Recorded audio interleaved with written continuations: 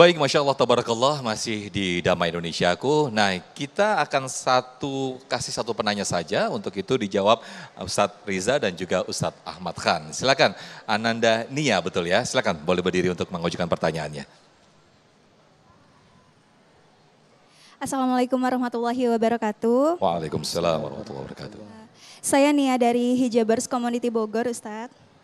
Izin bertanya, sampai di mana batasan seorang guru kepada muridnya, baik cara mendidik atau cara menyayangi muridnya, kemudian sebaliknya, karena belakangan ini ada marak di berita soal ustadz yang menikahi santrinya tanpa sepengetahuan orang tuanya dan terjadi juga pelecehan seksual. Mohon maaf saya tanpa ingin menyinggung pihak manapun, karena oknum-oknum tersebut ustadz-ustadz dicap buruk.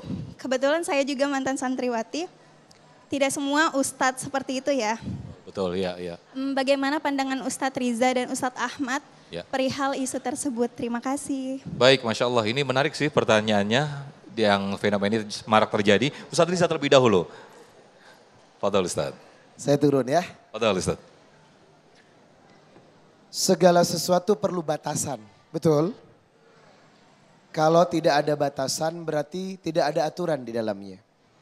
Maka murid dan guru itu ada yang beda jenis kelamin, ada yang tidak semahram, ada yang memang mahram. Bagi saya sebagai seorang guru laki-laki, prinsip yang pertama adalah wa kullil mu'minina yaghuddu min absarihim.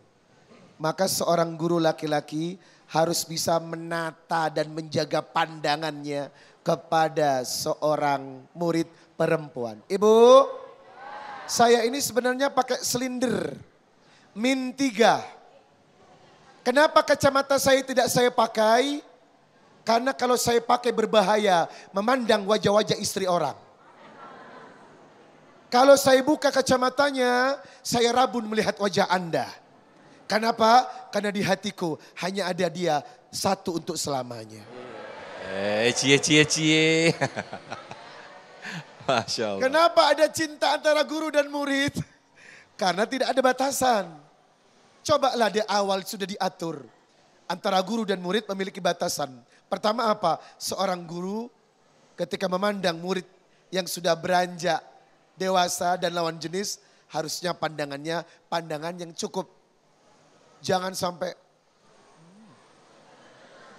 Sebaliknya, murid pun memandang guru dengan pandangan yang terbatas. Ibu kalau saya mengajar kira-kira lebih concern kepada materi saya atau lesung pipi saya? Artinya apa? Pandangan mesti dijaga.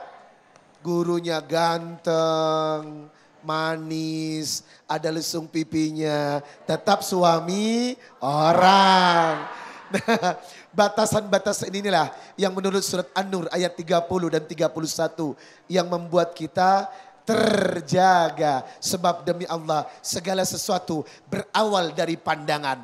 Iya kan? Pandangan pertama begitu menggoda. Selanjutnya. Baik, Masya Allah, terima kasih Ustadz Riza Muhammad atas jawabannya. Berikutnya bisa dilengkapi lagi oleh Ustadz Ahmad Khan, silakan Ustadz. Jamaah yang dirahmati oleh Allah Subhanahu wa Ta'ala, ketika seorang murid dengan seorang guru, maka ada batasan-batasan yang harus dijaga. Tadi Ustadz Riza sudah sampaikan yang pertama adalah pandangan mata. Karena pandangan mata ini sangat berbahaya. Kata Nabi Muhammad, "Mataroka ba'di fitnatan adharra ala rijal minan nisa." Tidak ada sesuatu fitnah yang aku tinggalkan setelah aku tidak ada melebihi daripada berbahayanya seorang perempuan terhadap laki-laki. Makanya di dalam satu perkataan Imam Syafi'i mengatakan, "An-nisa habailu syayatin khuliqna lana." Perempuan itu diibaratkan tali-talinya setan yang diciptakan untuk laki-laki. Tetapi perempuan yang seperti apa? Bukan perempuan yang solehah. Karena perempuan solehah adalah sebaik-baiknya perhiasan dunia. Tetapi yang dimaksudkan oleh Imam Syafi'i adalah perempuan-perempuan yang tidak bisa menjaga dirinya. Tidak bisa menjaga hawa nafsunya. Sehingga memancing laki-laki untuk melakukan sesuatu yang diharamkan oleh Allah Subhanahu wa ta'ala. Dan perlu kita garis bawahi, kewajiban ini bukan hanya datang dari seorang guru, seorang ustadz. Yang laki-laki terhadap muridnya yang perempuan saja. Begitu juga sebaliknya. Seorang murid yang perempuan dia harus jauh lebih menjaga dirinya daripada hal-hal yang bisa menimbulkan fitnah dan memancing daripada gurunya. Karena hati-hati, seorang laki-laki itu berapa banyak dikatakan oleh ulama, ya seorang yang dia memiliki ilmu ketika diuji dengan harta dia bisa lewat. Diuji dengan jabatan dia bisa lewat.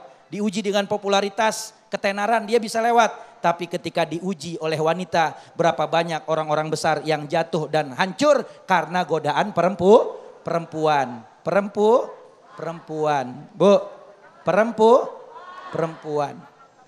Makanya mesti diperhatikan. Ini yang kedua. Kenapa? Karena awalnya dari pandangan. Fanadrotun, fabtisamatun, fasalamun, fakalamun, famauidun, falikoun. Wa ba'dahu la ya'lamu ilallah. Awalnya tadi kata Ustadz Riza pandangan mata. Setelah saling memandang nanti akan saling melempar senyuman. Ya, ketika muridnya senyum, gurunya senyum. Kadang-kadang gurunya senyumnya biasa aja. Ya, tapi muridnya baper. Ya, Ustadz Riza lihat tuh senyumnya kan manis luar biasa tuh, ya. Padahal memang beliau ini murah senyum. Tapi karena ada murid yang ngelihat senyumnya baper, akhirnya wah Ustadz Riza kayaknya senyumnya beda ke saya. Ya.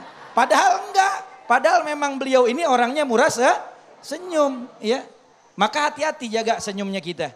Setelah pandang, saling senyum, baru kemudian saling mengucap salam. Setelah mengucap salam, bisa timbul ucapan. Setelah ucapan, adanya perjanjian. Setelah perjanjian, adanya perjumpaan. Setelah itu tidak ada yang tahu selain Allah Subhanahu wa ta'ala. Makanya tadi saya katakan, kalau murid laki-laki cium tangan guru laki-laki, murid perempuan cium tangan guru perempuan. Jangan murid perempuan cium tangan guru laki-laki atau sebaliknya. Kenapa? Kata Nabi Muhammad, sesungguhnya besi panas ditusukkan ke kepalaku lebih aku sukai daripada aku berjabat tangan dengan perempuan yang bukan mahram. Maka adab-adab ini kita jaga dan usahakan kalau seorang murid perempuan bertanya kepada gurunya, ada orang lain yang menyaksikan, jangan berdua-duaan. Ya, kalau memang ada sesuatu yang disampaikan, maka ajak istrinya Ustadz untuk mendengarkan apa yang disampaikan oleh murid yang mau curhat kepada gurunya. Karena berapa banyak yang terjadi fitnah di dalamnya. Dan kita orang mukmin harus mewaspadai dan juga berhati-hati dengan hal ini. Kenapa? Kata Nabi Muhammad, iyakum wa madi'atuham, waspadalah kalian terhadap sesuatu perkara yang kalau kalian kerjakan malah bikin orang lain yang melihat jadi buruk sangka dan negatif thinking kepada kita. Baik. Maka seorang guru dan murid mesti paham ini, insya Allah selamat dunia akhirat. Tapi kalau ada seorang murid menikah dengan gurunya, ya maka itu sesuatu yang tidak menjadi masalah selama tidak melanggar sesuatu batasan syariat. Ya misalnya gurunya minta sama orang tuanya, lalu orang tuanya mengizinkan, ya, lalu kemudian setelah itu akad nikah, bukan yang seperti terjadi di zaman sekarang seperti anak-anak muda yang pada pacaran. Baik. Karena kalau pacaran tidak dibenarkan haram dan orang yang pacaran akan sulit datang jodoh yang soleh dan solehah. Kenapa? Karena jodoh bagian rejeki dan rejeki bisa terhalang dengan sebab maksiat. Jadi kalian kalau pengen dapat jodoh, maka tinggalin pacaran, nanti datang jodoh yang soleh dan solehah. Amin, amin ya rabbal alamin. Ta'aruf ya Ustadz ya, Masya Allah. Baik, terima kasih Ustadz Riza Muhammad, Ustadz Ahmad Khan. Siang hari ini kita belajar bersama-sama. Mudah-mudahan kita bisa mengambil ibroh ataupun hikmah dan juga pelajaran bagaimana seorang murid dan juga bagaimana seorang guru terhadap murid. Tetaplah bersama kami di Damai Indonesiaku.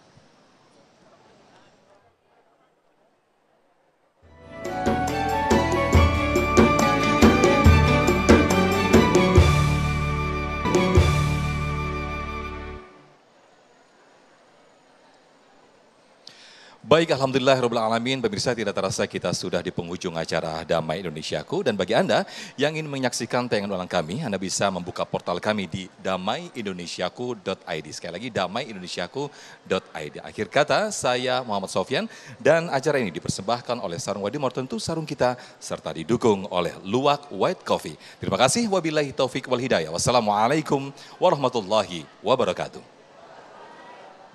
Rabbi israh li sadri wa yassir li amri wahlul 'uqdatam min lisani yafqahu qawli wa qul rabbi zidna ilman warzuqna fahman ya Fatah ya Alim ya Fatah ya Alim ya Fatah ya Alim iftah alal hadirin futuhal arifin wa faqihna fid din wa alimna ta'wil wahdina ila sawa'is sabil Allahumma inna na'udzubika min ilmin la yanfa wa qalbin la yakhsha wa amalin la yurfa wa du'ain la yusma wa na'udzubika min haula'il arba Allahumma arzuqna ziyaratal haramain Allahumma arzuqna ziyaratal haramain Allahumma arzuqna ziyaratal haramain Makkah Madinah sinin ba'da sinin awam ba'da awam fi khairil afiyah wa sallallahu ala sayyidina Muhammadin wa alihi wa sahbihi wa sallam walhamdulillahi rabbil alamin.